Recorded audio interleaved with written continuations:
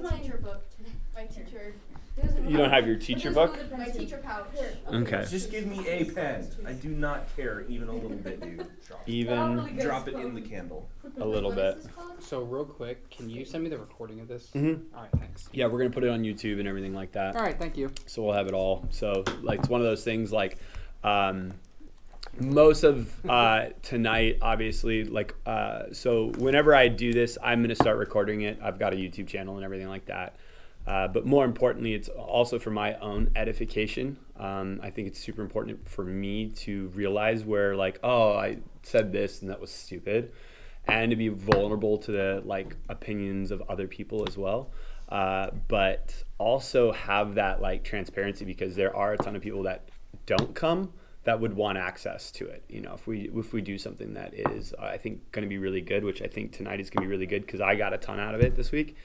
And it's literally been this year-long journey that I've been on, and it's just uniquely packaged in this fun way. So yeah, we set up the room, nice, like a little date and everything like that. You know, Kim helped me out today putting these sheets on that we now have ruined with wax on the table. Does red blinking light mean good? Yeah, red blinking light means it's recording. Okay. Or at least it should be recording, yeah, because screen it's on at the a back minute turned off, 27. now I got No, it. the back will turn off just to power save. So I don't know how this technology works. yeah, it's GoPro. They try and save the battery so it'll be able to last this entire time, so we'll be able to see. So for the month of March, we are going to be doing this dating series. And so to give Luke a nice little break, since I've had a break for 2 months, we're going to jump right into it. And it started all with a joke. Kim and I were literally texting back and forth. And I don't know, I said something and she was just like, we should do a dating series. And I was like, is this a joke? And she's like, no, let's do a dating series. I was like, okay. But the way that we're going to kind of package this is it's super unique to the simple fact that when you type dating into the Bible search, do you know how many verses show up? 3. Dating doesn't exist in the Bible. Unfortunately, ladies, if I or someone wanted to marry you, they would approach your father with 7 goats and a few chickens. Maybe 7 cows. Couple camels. And it was one of those, you have different things culturally throughout the biblical world, whether it be Bible or other cultures as well.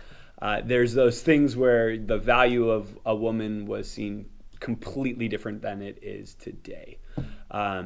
And then it kind of goes into this thing where now we have to look at it and go, all right, so we've got no biblical context to guide us in dating. And so we have to use other pieces of scripture to kind of guide us as how to behave, what's morally right and what's morally wrong. And then almost have this like cultural thing that kind of comes into it. And if you type in Christian dating series on YouTube, you will find every extreme of advice, from when you date, should you or should you not kiss? It's the holding hands one.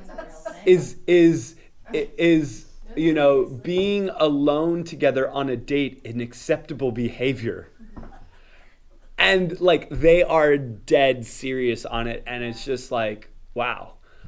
And everyone's going to have their rules and everyone's going to have it, but it's very simple when it comes down to it, I've just gotten down to the point is we have to throw out the rules of dating and we have to write our own that are unique to us, our values, our beliefs, and what we're trying to accomplish when we are dating. Okay? So I just simply said throw out the rules. Because someone is going to give you advice, someone is going to tell you, I'm going to give you a few different things, and it's a great way to go ignore it, take it, chew on it, adapt it to yourself. nothing is going to have the value. If you have dating experience, you're going to look at it and go, oh, this was really, really well, I liked this. But then at the end of it, you reflect on it and you go, I would definitely change X, Y, and Z. But we're going to kind of tackle it from this position into it. Now, when we were supposed to be at men's retreat, Justin was supposed to give a sermon about the in-between. And it's one of those things when we talk about dating, there's always that moment where you're single, which everyone in the room is currently. Except for one. One in the room is still in a relationship. I don't know. No, there's something I don't know. But like, I know it's one of those things, but even if you're not single and in a relationship, this will 100% still be involved with you. And so this week one, this dating series is you. And basically what I had written down is you will always be involved in every relationship you are ever going to be a part of. So you better learn to love yourself. Okay? Yeah, one more time. You will always be involved in every single relationship you'll ever be a part of. So you better learn to love yourself.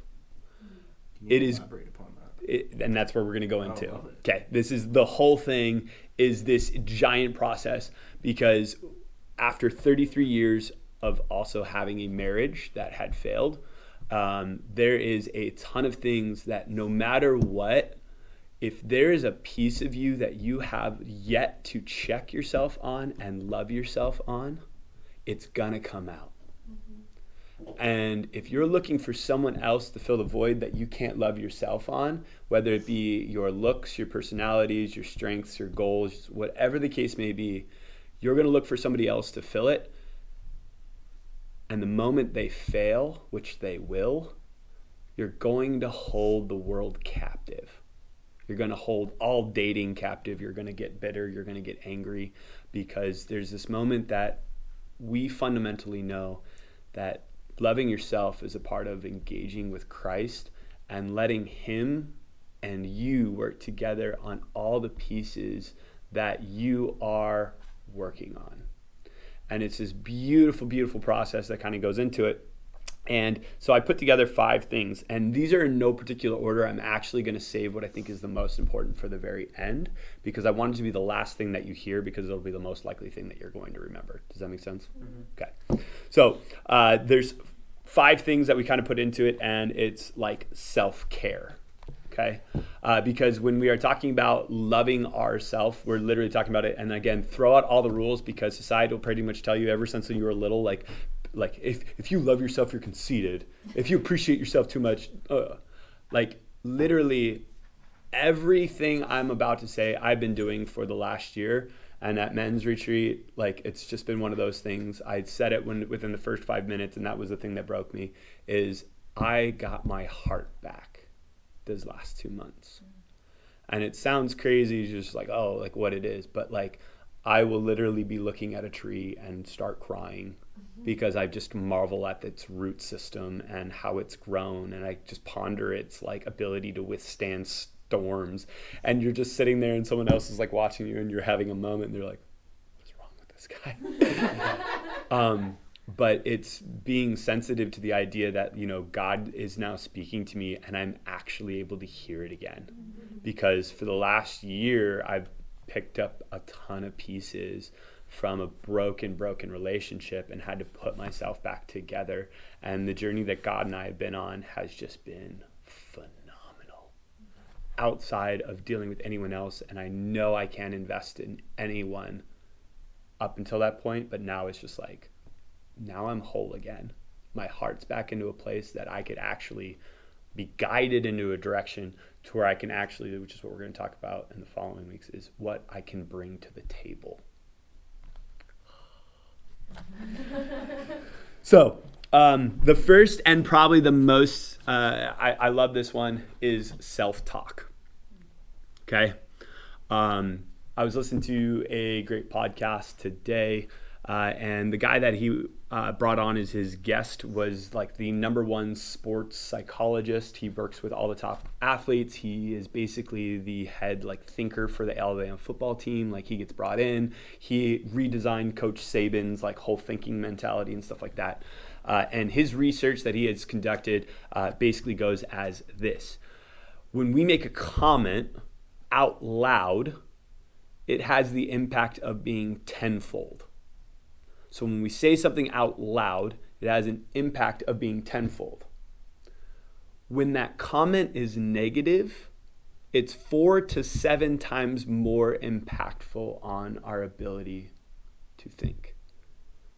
So it's 40 to 70 times more impactful on our ability to think about ourselves.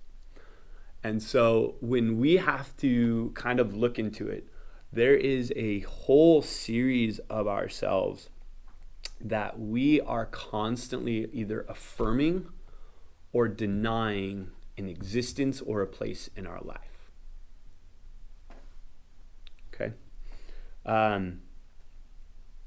And when it comes to dating, it's a very interesting thing, is that if you're imagining, obviously you got girls who are sitting across, maybe I should have put all the boys on one side, all the girls on the other side, it might have worked out. But if you were sitting across from a table and if you were having a conversation with somebody else that you were interested in, and the other person was using the words you say to yourself, would you continue the date? Say that again? Ooh, I like that. Say that If again? you're sitting across the table for somebody else, and you've listened to how you've talked to yourself for all these years, would you continue the date or would you get up and walk away? Because we're sitting here and you would never take the words that you say to yourself from somebody else. I can never imagine somebody saying words to you that you'd be like, oh, I'm okay thinking that I'm ugly and I'm not perfect and everything is wrong with me. And oh my God, look at all these imperfections. And if you pointed out all the things that you point about yourself, would you sit at the table with them? And the truth of the matter is, none of you would do that. But yet you still will walk into a room and look in a mirror and you'll say the exact same things. And we wonder why we're looking for someone else to fulfill the things that we haven't yet seen in ourselves in the mirror. And so I did kind of put a few mirrors around the mirror on the wall, because there's a unique thing that actually kind of takes place in front of a mirror. And it is an activity that I would highly encourage all you guys to do. I would never ask you guys to do it in public. They do it in therapy sessions in public because it is the most honest and transparent thing. If I was running a men's retreat, I would have put up a whole bunch of mirrors and then it would just be like a complete wreck fest. Because when you're standing in front of a mirror and you're looking to yourself, and now you have the ability to talk, because most of the time what we'll notice is we'll say it internally all the time. And it's the conversations that nobody else in the room will ever get to hear. It's why we have these things where, you'll go up to say to somebody, oh my God, you look beautiful. And the response is, oh, this? No. I immediately know that person can't see the same thing in their own reflection in a mirror. It gives away. Because what happens in us is our internal dialogue becomes also what we speak. And the Bible goes in and actually talks about it. And it says in Matthew chapter 12, verse 34, you brought up vipers. How can you who are evil say anything good? For the mouth speaks what the heart speaks. Like when you have that internal dialogue that basically is doing this, it comes out in these very projected ways that is not what we are intending. And it's like, oh, but I didn't want to accept the compliment. But most of the time, if we're honest with ourselves, we don't see it the way that somebody else is. And we have a hard time accepting compliments when somebody else says something about us because we first don't see it in ourselves. And so we have to constantly be on this guard of our own self-talk. Again, going back to this podcast that I watched today, he just says, if you can eliminate that openly verbal dialogue that is negative. Okay? And he like literally brought up all these examples that were made, and he said, this is why they failed. Mohamed Sanu was one of the examples, and I love it. If you don't know who he is, he was a wide receiver for the Atlanta Falcons. At halftime, he went in the locker room and in front of the entire team says, hey guys, if you didn't know, their quarterback's Tom Brady, and they can still come back and win this. And he said it out loud. And if you don't know anything, the Patriots come back and outscore, and he literally spoke into existence the worst thing you could possibly say in a locker room, which was, we don't have this. And it changed the entire room. It goes into saying the same things, that when you wake up in the morning and you verbalize like, oh, it's hot out here. Oh, my work sucks. I hate my job. I hate this. The actual verbalization of speaking it has 4 to 7 times more impact on our thinking, our mood, and our ability to think outside of this positive negative realm. It's going to drive us into this negative things, and it actually produces a lot of things that are negative in our life simply by speaking it into existence. Okay? And so that is our self-talk. The number 2 thing that I said is mindset. It is the one thing I think when you are single, before you ever date, the first thing that you have to change is the way that you talk to yourself. You're not gonna, I think it's a great thing. The way that you talk to yourself is how you're going to accept somebody else's ability to talk to you as well. If you have a negative self-talk, you're gonna allow somebody else to negatively self-talk you, and you'll be like, oh, that's okay. And we should never accept that. We're looking for somebody who's going to be a partner for the rest of our life, and you don't want somebody who's going to get into it. And I promise you, when you don't think that you need it, you're not going to get it. And I'll just say from my personal experience, I'm not going to badmouth my wife, ex-wife, a lot of things, but I always said like, oh, I don't need anyone to cheer me up. I don't need anyone to tell me that anything. Well, guess what I got? Someone who never spoke those loving, kind words, and I just never got it. And so you're going to get exactly what you're into. And so this is just one of those things. When you do it to yourself, it actually comes out, and you kind of, God gives you a lot of the times what your desires are, what you're doing. So number 2, mindset. Your beliefs about yourself, relationships, etc. will be reflected in the actions of others and what they intend to show you, whether they're showing them or not. So what do I mean by that? You're going to see your internal dialogue lived out in the lives of somebody else through your own infilled things where God hasn't yet healed you of individually. You're going to see somebody else's words as being something that were never intended for it. And if you've been in a relationship before, you know this is true. Because they'll say, I love you. You didn't mean it. I could tell. Because you're inflecting on them is an anger or an attitude. When you're out of a place of discomfort, your mindset, your ability to think is completely shaped in the other person, whether they're intending to or not. And if you've been on the other side of it, where it's like you said something and you totally meant it, and they're like, no, no, no, and you're like, what the heck is going on? I can't fix this. I can't do anything more. And it inevitably is going to put a whole bunch of strain on it. And so before we ever get into those relationships, it's one of those things that you teach from experience, you teach from advice, is we have to completely work on our mindset. When we are in a good spot, good things happen. I guarantee you these 3 guys come down from the mountain. Literally, we came down from the mountain. And there is a noticeable physical, mental difference in how your attitude on the day pretty much goes. Like how you wake up in the morning, how you appreciate, how you get started, how you look at the world, how you look at your person next to you, how you look at your friends. Everything shifts when the mindset is in a good spot. And the same goes for a negative mindset.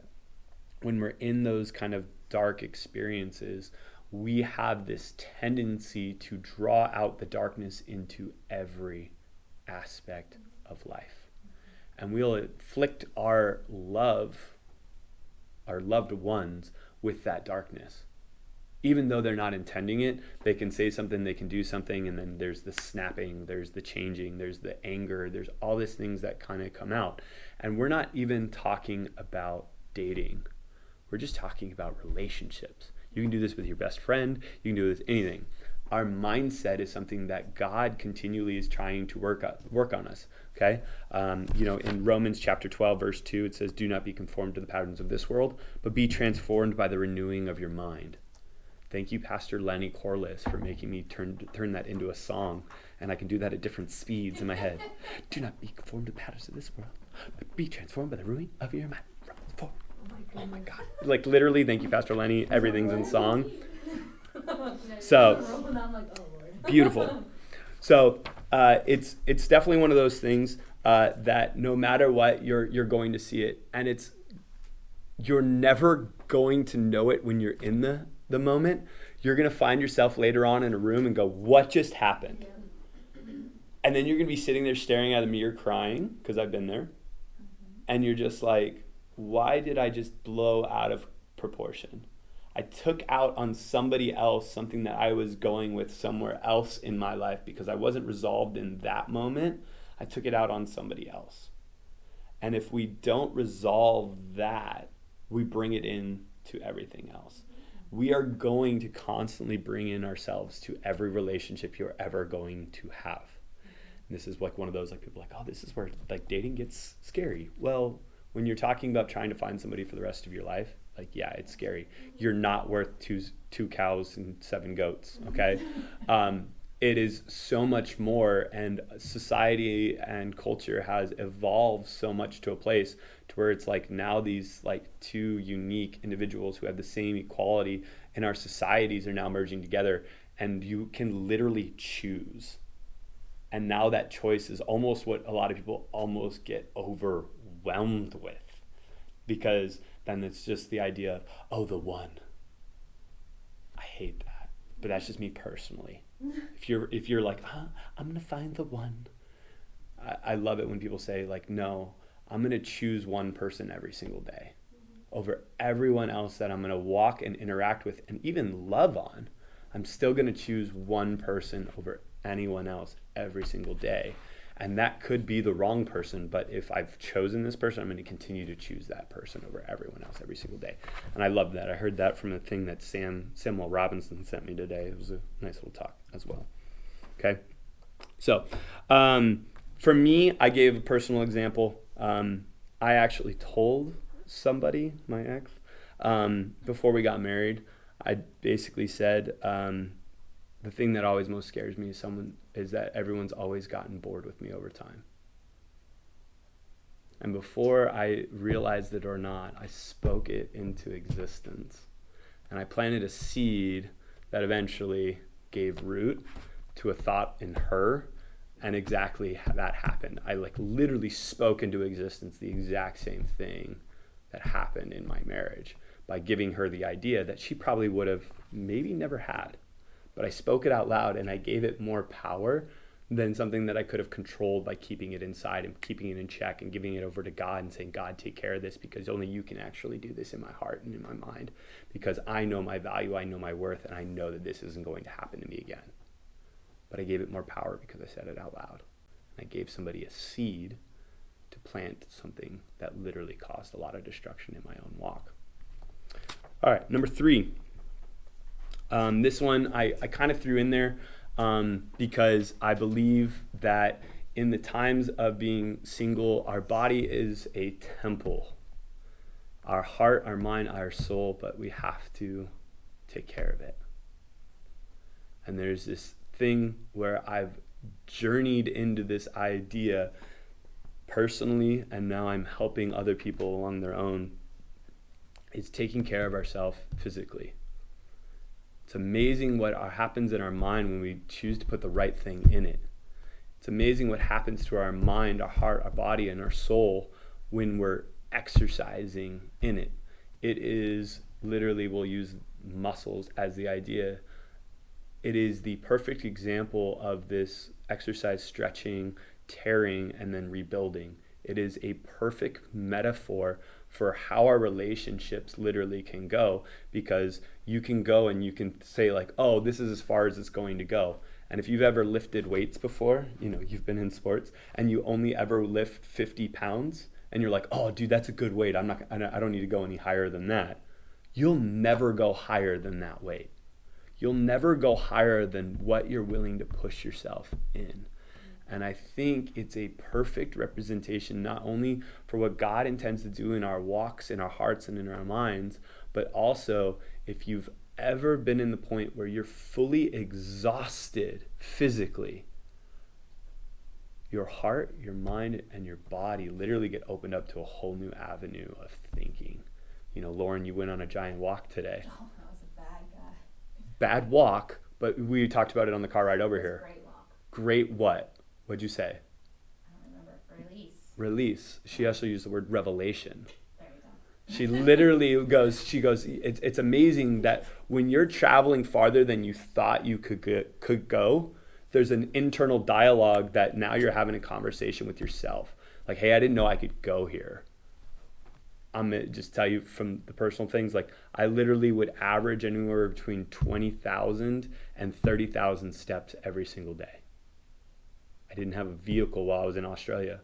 I went to church and I walked an hour to get to church. And then I had to walk an hour to get back to my hostel.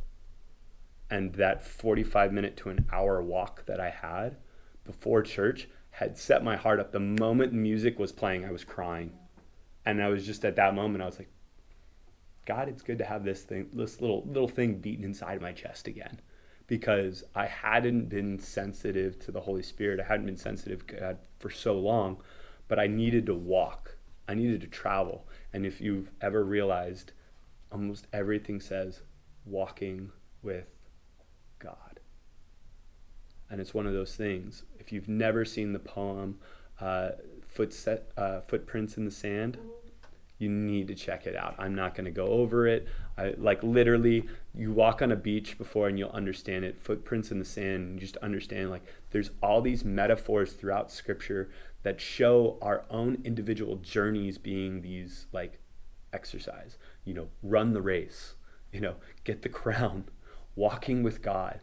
There's so many acts that involve this getting out and getting physical. And we take it for granted, but the human body was designed to move. It's almost like a unique thing that someone had to say, exercise, because this is a farm culture. There's two things I know about the Bible. They don't explain anything farming, but everyone knows the metaphors, and everyone today is like, what the heck are they talking about? Because we're not farmers. They never had to explain that in the Bible because everyone knew the seed metaphor. Well, why are we going into details on this? We all get the seeds. We all know because they've planted thousands and thousands of seeds in their life that they just know it. So it's one of those things that when you're taking care of yourself physically, it is going to extend into almost every aspect of your life. And I'll even say this, in the book / now website that I've been writing and everything like that, when you combo that, when you go into exercise and instead of listening to music, because the music, research will show you this, music will actually change from one song to the next and can actually fluctuate your emotions so much that your thinking and your wavelength patterns will actually go awry, because you'll be listening to an upbeat song and then you've all been in the gym before, and then you hit that low beat song and your mood will go from whoop to boop and then back up again and then back down again. And we can't be controlled by the external. We have to be controlled by the internal. And so for me, I package every time I'm working out, I'm listening to a sermon. I literally got done with a sermon. Sam Robinson sent me this whole dating series. Boom. As soon as the sermon was over, I was still working out. Pressed the same. He's like, did you get a chance to look at it? I'm like, dude, I'm doing some abs right now and listening to some lady talk about dating. It's feeling really awkward. He goes, bro, I'm in the gym right now too. We're listening to this together. Oh my gosh. That's not like Sam. And I was like, Sam Robinson, we are sharing a moment in two different places listening to a dating app, and You guys are like brothers, only closer. Yeah. It was so interesting. But more importantly, it literally is going to give you what I think the human soul genuinely craves, and I think it's what God has met me with, is confidence. And I wrote this down, and I thought it was good. Confidence starts with how we feel about ourselves, not how others feel about us. Not how others feel about us. When we're confident in our own skin, nobody else has the power to take it away, but they can still add to it. I watched another one. Like I said, I watched literally probably 4 hours of dating videos. Secular, Christian ones made me laugh. Secular ones, I'm like, oh, they've got research and stuff that's behind it. But one of the other things that I really liked, and it's probably the hardest things, is they made the point, get over how you look. Get over how you look. And he made this point, and I was just like, oh my God. And I didn't realize it, and he said, sexiness, can we say that in church? Sexiness is literally watching somebody so free that nobody else in the room is on that same plane. And just realizing that person who's just carefree, because if you've been in a club before, you understand, you look out there and you just see that one person and you're just like, it must be the alcohol. But it also could be me who doesn't drink when he goes out because he's so cheap, he doesn't want to waste money on alcohol. But if I'm in a good spot, I'm hitting that dance floor and I'm having a great time. And having that where someone's just like, wait, I don't need any of that to have a good time. What I've got is just this ability to follow the beat and just want to express myself, because believe it or not, in my past relationship, if you ask Esther, I love to dance. In the past 3 years, I've hated to dance. I danced on the beach, I danced in clubs, and I've been dancing randomly. I used to hate music, and now I'm finding the beat again enjoyable, because I'm getting parts of myself back, because I didn't jump right back into something because I was hoping for somebody else to fill me with something. I said, God, it's going to be me and you on these journeys. And I'll tell you what, the best thing was this solo travel for me, because I'm completely around and I've taken stupid risks. And I'm not talking about anything, literally, hey guys, yeah, I realize I'm 12 years older than all of you. You want to hang out? Yeah, okay. What do you want to do today? Oh, I'd like to do this. Okay, that sounds good. And now 4 people, 5 people from 4 different countries are now hanging out, going wakeboarding, going snorkeling, hopping into a car with literally random strangers that everyone tells you don't get in the car with strangers. Solo travel is, hi, good morning. You want to get in a car, rent a car together and drive around town? That sounds like a great idea. I would love to do that. Oh my God, every mother would lose their minds. Yeah. But it was in that uncomfortable risk. Oh, look, there's Sam. Oh, Sam, we're just talking about you. When we're in that uncomfortable risk, God has that amazing ability to kind of move in that. And it's been good. Okay, I'll go through these other 2 pretty quickly. Number 4. This one is everything for you. And if you kind of apply this one, I cannot tell you how amazing this one is.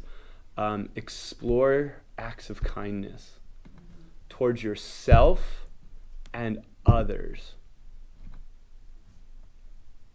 So while I was in Australia, backpackers culture is literally, how much can I eat for as little as possible?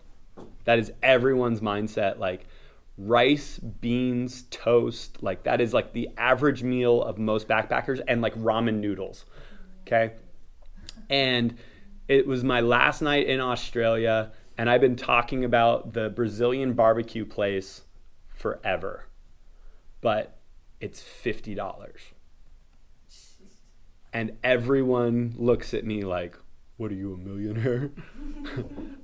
I was like, no, but I got more money than you.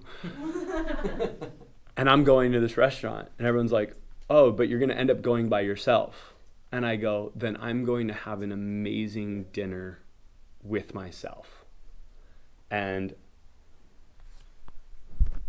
I ordered 2 glasses of wine, ate 7 varieties of meat 3 times over, had all of the rice, all of the vegetables, everything else, and I was just like, I even took a picture of it, and I know I think Lauren like commented on it, and I said, I'm dating myself tonight.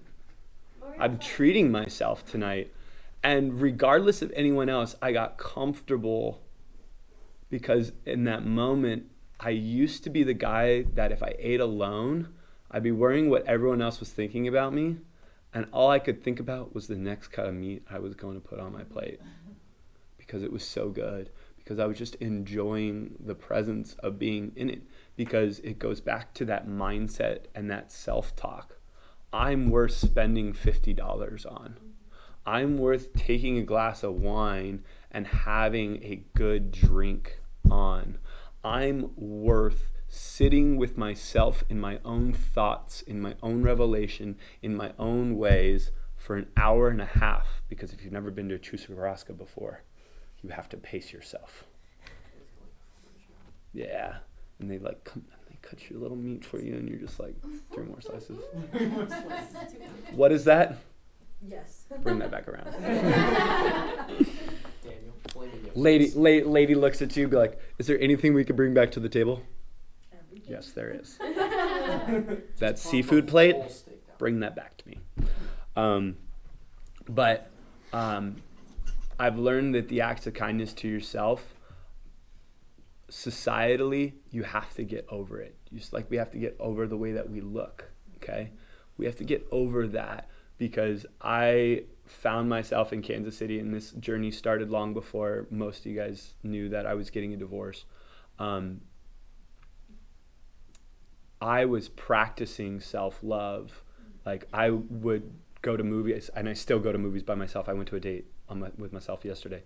And just like literally, there's points now to where it's just like, I don't need anyone to fill that gap. I don't need to text anyone. I don't need to go. If there's something that I want to do, in the last few months, I've gotten so comfortable because I've stretched myself. I've repaired that idea, those beliefs. I've literally gone back to this point to where it's just like, you can't really mess with me the way that you used to, because I've repaired a lot of those areas. And now when something comes in, I'm stretching and I'm breaking really quick at the things that matter. And my heart is sensitive, but that will, that love, that like, oh my God, I'm like looking at tree roots, and I'm just like, oh man, I am this tree. And this tree is me. And you're just like, oh my God. I wonder what I'd see if I had done this the way that it is.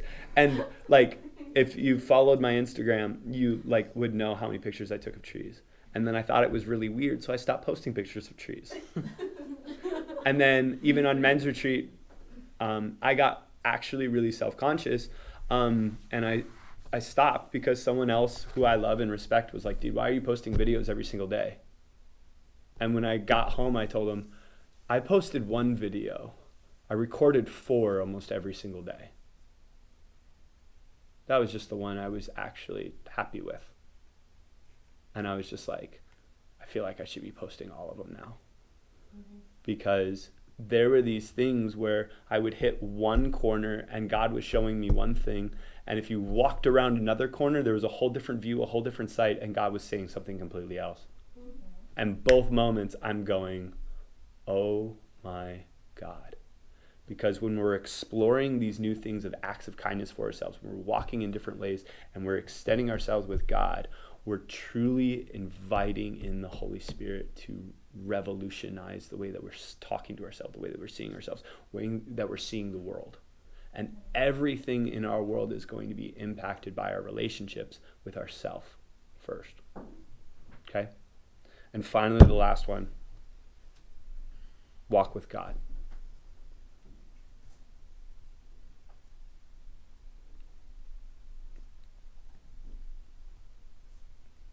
every single one of those points before is going to be summed up and, most importantly, healed up with the presence of God.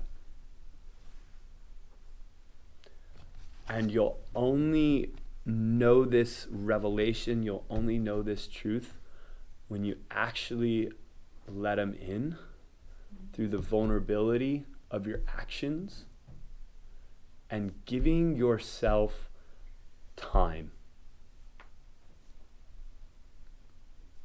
Every single one of these guys that are in this room gave up a weekend of time, and you watched around the room, and it's just this amazing thing that once you see one person become vulnerable, it opens up the floodgates of everyone else in the room just to go, it's okay to cry. And it was said by somebody who was up there, I didn't make a move towards God, and I feel like now I'm going to have to wait a year before I step again. And immediately 5 guys all set up and said, no, you're going to make that step right now. And this was on a Wednesday morning in a Bible study with every man who was up at the group that says, because you didn't make that step, we're going to affirm that you're going to make that step right now. We're not waiting another year. The steps towards God is actually a daily thing.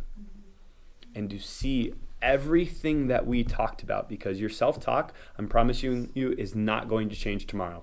You didn't get the self-health talk from somebody and go, that's it, I got it. No.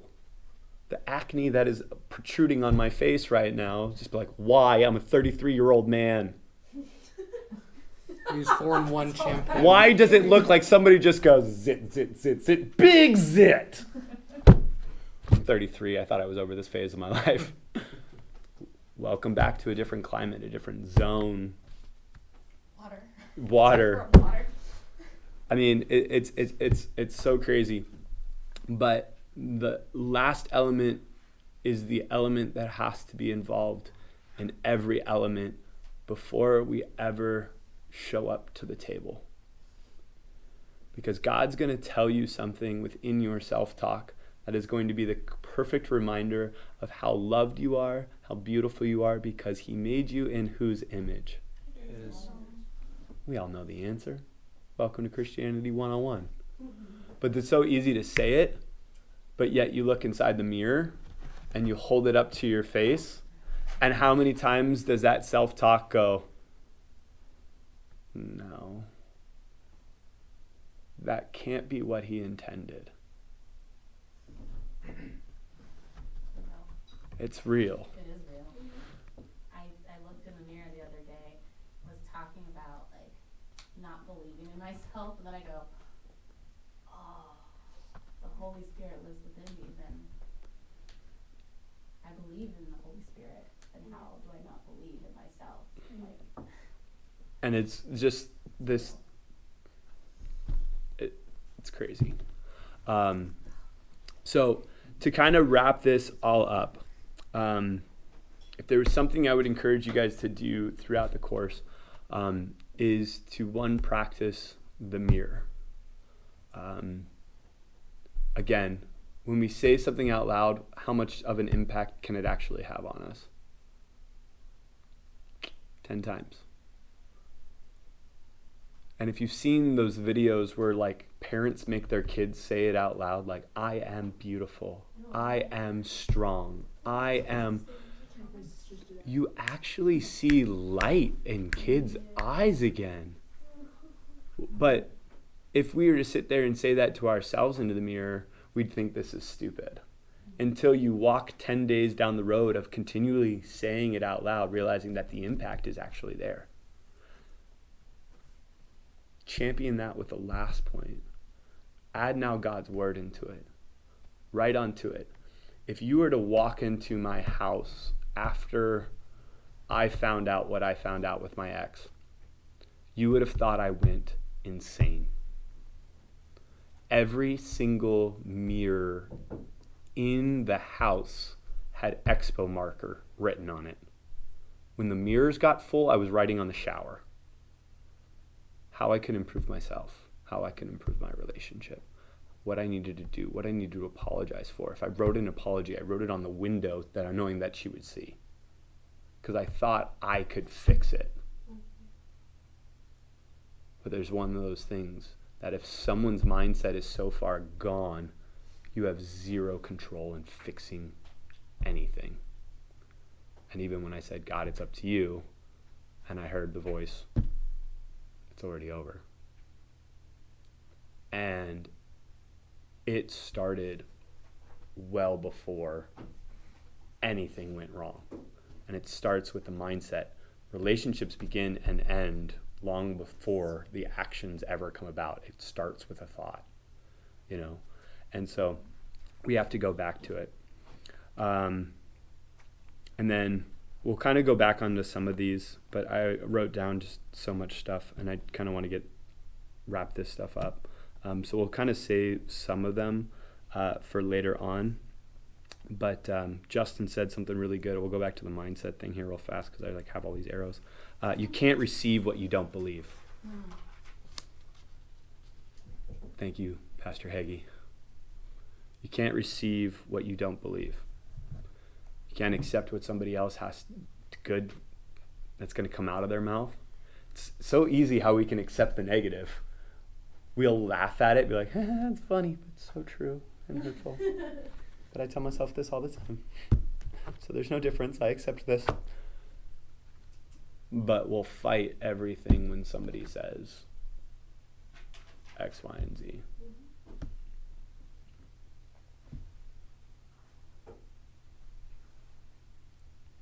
And then this is when Luke Dietraz and I were still talking about this. We were talking about using the analogy, because I am obsessed with trees, using this. And so we also titled this The Seed. That you are the packaged material of everything that is going to come. And so how we get planted before a relationship ever takes place, how that seed gets planted is inevitably going to be what's going to grow. Does that make sense? There's parts of you that are still left unfinished that you haven't allowed God into, to work on, to work through in us. It's going to come out lacking into the design of the tree. It might not bear the same fruit that you intended it to because the seed wasn't good. It still had damage. It still had unfinished work before we were going into it. And I heard this on a podcast while I was in Australia, and I was just like, this is my new saying. You can't plant new seeds in old soil. You can't plant new seeds in old soil.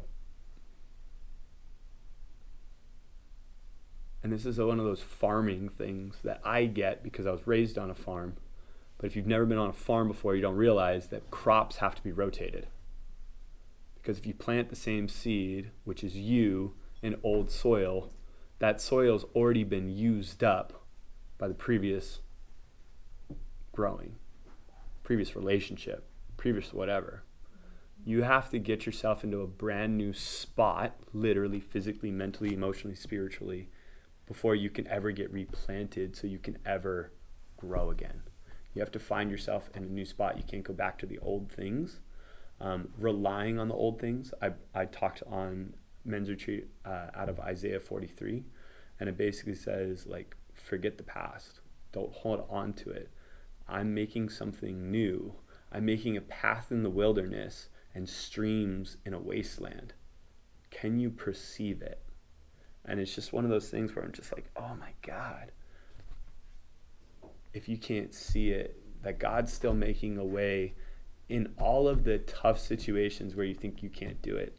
If you were to go through all of these and just go, I need to work on my self-talk, I need to work on my mindset. Even if you say I need to work on one of these things, it is going to chasm into it if we do the last thing involved into it. If we allow our walk with God to influence our mindset, if we allow our walk with God to influence our self-talk, if we allow our walk with God to influence our acts of kindness towards ourselves and others, you name it, it is going to start to have this trickle-down effect that is going to show us these revelations. And if you take risks in it, because every single one of us, it's me, and I know if I'm dealing with it at 33 years old, I know only half more you guys are, to where it's just like, I wish I would have taken more risks in this way. Because every single day I was like, I'm the oldest guy in the room. If I would have done this at 22, I would have never had the experience I had. Yeah. I would have never appreciated it, because I'm watching 22-year-olds live their life, and I'm looking at stars. They're drinking. This is really nice. What are you doing? Just looking. Just enjoying. Okay. But when you're around it, you'll see it, you'll feel it. And it's just one of those things, you're going to get parts of yourself back, because you know that the moment you go to the table and you're involved in a relationship, now you're able to give those pieces away, because now they're whole. And it's not feel like you're just giving every little bit of you. You're just like, no, I got room to give. My cup's full, and now I can give X amount more. And not only that, you've developed practices over the time while you were in between on how to already fill yourself up. Because like later on, we'll talk about it, and we talk about it with marriages and stuff like that. If a wife ever got mad for a man to walk away on a men's retreat, that would be the dumbest thing you can do. Because almost 90% of the men who went up to that retreat came back different. And that means that's going to overflow into their lives, because when good things are happening to you, it's going to be good things that happen to everyone. Because when you're in a good spot, you're giving goodness away like candy. You're like, come have this. Enjoy it all. And it's the same thing goes for negativity. When you're in a bad spot, what do you do to the room? Bring the room down. You come down here, child. Yep. We have to know and understand that about ourselves. But we also have to be vulnerable within our walk with God, within our walks, within our relationships here around this table, that we are truly responsible for the individual self. How we talk to ourselves, how we talk to our peers, how we talk to our brothers, how we talk to this. That we are, when we're saying it out loud, we're realizing that our words have power. Every scripture, every pastor will ever tell you, like, your words have power. I'm sorry, dude, I'm a science guy. And now when I've got 7 different studies who have all kind of said the same thing, like, oh, here's, it's 10 times, it's tenfold. Why did it take a scientific study for me to not listen to what God's already said? Mm-hmm. God's word is true. Science is just going, yeah, we're just catching up. And it's something amazing and something beautiful, but I'm trusting in slow ways, This is, I think, where you and I get along. God speaks to my mind, and then it slowly works to my heart. God's changed my mind on every belief about myself. And now it's just like this little mush ball inside of me that's just like this 3-year-old, like, I'm excited for the it's nice. And, it was like one of those things, and no one will ever say it to you. And it's one of those things, like, people will talk about you and not tell you about it. They'll just talk like, oh, dude, you are totally, like, yeah, like 7 people came up to me and were like, I think I'm going to like Chris a lot more. He came back and he's very different. And I'm just like, why doesn't anybody tell me this? Because it's also one of those things that they're also afraid that I'm going to go back to being the person that I used to be. And I'm terrified. Sam, you shake your head. I'm terrified of being that person again. Yeah. Because I've walked in this new path. I've walked with God through all of this. And I know how quickly the devil can steal that away. He's a lion waiting. I don't think I read that scripture, so here it comes. Be alert and of sober mind. Your enemy, the devil, prowls around like a roaring lion, looking for someone to devour.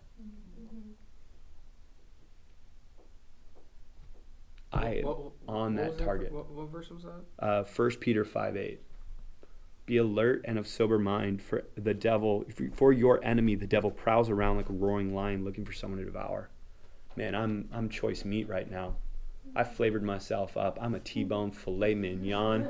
I have worked my mind, my body, my soul. I've stretched myself. I've literally gotten comfortable. I'm exploring the things I used to fall in love with that I gave myself up in order to fulfill myself in another person, to give myself completely. And I'm doing things that are going to look absolutely insane. And I talked about it, and every single person is like, "Are you sure?"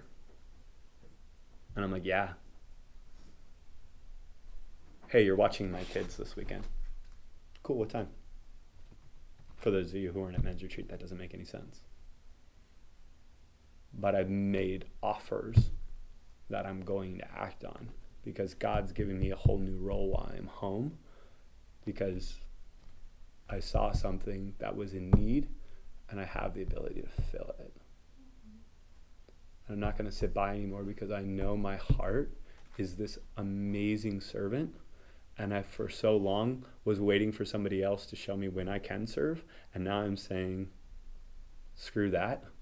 I'm going to serve at every moment I can, because that's what fills me. That's how my cup gets redrawn into, and that's how I develop relationships that I want to have. And when I develop those relationships, there's going to be that avenue of trust-built community that I think this church is going to have, that is going to walk into this new decade in a whole new way. I'm just one person that hopefully is stupid crazy enough to do it all, and someone else looks at it and goes, "Oh my God, it's working." Because what I do know for a fact is that when something works for someone else has the courage to do it themselves. And we're all looking for somebody else to start. So I'm just going to be stupid and crazy and live a very interesting life for the next few years. And yeah, I'm just hoping what's going to become next is what we can bring to the table. So that's pretty much all I've got for you today. No big deal. Lot to think on. And then there's like literally like 9 things I didn't talk about. But like I said, yeah. But it's one of those things. I mean, I'm a teacher, man. I literally should have written 4 words down and just went off of it, but jumped around, did my thing. Next week, I have no idea where we're going to go with it, whether or not I'm going to ask from you guys this week is, the challenge, of course, is I wanted to definitely leave the idea as just like, I don't think just having a Wednesday night is enough. I just don't believe that anymore. I think our lives are too complex to not leave something out. I worked with Kim to make sure I had everyone's number, because I just had like the group chat numbers and I didn't know who it was. So I was like talking trash to people and I had no idea who I was talking trash to. So it was like Russian roulette of words that could pierce souls. And I was just like, this could be fun. I don't know who I'm talking to. Yeah. But just being a little bit more intentional. If there's anything that you're like, hey, what did you mean by this? Or I'd like to talk more about it. Hit me up. I mean, obviously, I'm in that beautiful state right now where my schedule is open. Besides a few mornings and stuff like that, it's filling up. I'm meeting with Chad tomorrow for lunch, because we were just talking about kind of his revelation and, realizing that there's a lot of things that need to go on. But there are things where it's just like, hey, what do you mean by this? What did you do to do this? What did you do to do that? Because not that it's going to work for you, but it worked for me. And just having somebody on the path that's already a little bit farther ahead of you or behind you, because I can just genuinely say, I don't need anyone. And to be able to say that is how I know I'm ready for someone. Because what I was willing to give up to have somebody in my life, I'm just like, oh no, they got to be willing to do X, Y, and Z, and A, B, C, D, E, F, G, H, I, J, K, L, M, N, O, P. Like, I'm not going to be settling, because God and I are on a whole new plane, just to be like really like realize like, oh no, the game is upped. My ability to be on another level has increased the fold of what I'm looking for. And when you reach another plane, you're drawing in people that are already on that plane or working towards that plane, wanting to be on that plane, and it's just one of those things. But this is the same thing that's true is when we're working on ourselves, realize that when you get into the relationship and you sit at the table and across from the table, you also have to learn how to ask questions to see what level they're on. And I think that's what we're going to be going for, is like learning how to ask better questions of ourselves and asking better questions of someone that we're potentially interested in, because we need to filter through to make sure somebody's going to like not screw our life up. Because if you've ever been in a relationship before and it hasn't gone the way that it's supposed to, giving a part of yourself to somebody else can have very drastic consequences to it. And it's one of those things where we get jaded, we get heartfelt, and like I would say, like, people are like, oh dude, you talk about your ex-wife like you don't even care. And I was just like, no, I'm so completely healed from it that I can bring up the story and the hurt and the pain, but it doesn't have the same impact on me because God's already healed that. Because they're like, how can you allow someone to do that to you and not just be a wreck? I got my boy Jesus. And I've got my community, and I just realized, like, oh dude, I was never alone. Like, God met me at every step and every corner. Like, when I thought, like, oh my God, I was going to do something very bad and negative to myself because I thought. And then God just brought somebody else into my life, brought somebody else in my life, brought somebody else in my life. And then I was just like, oh my God, all the missing pieces, thank you. But that's what it is when like I said, when you add that walk in with God towards the end of it. Can't tell you enough. So Australia was good. Wow. Yeah. I'm sweating over here. Good lord. It's really hot.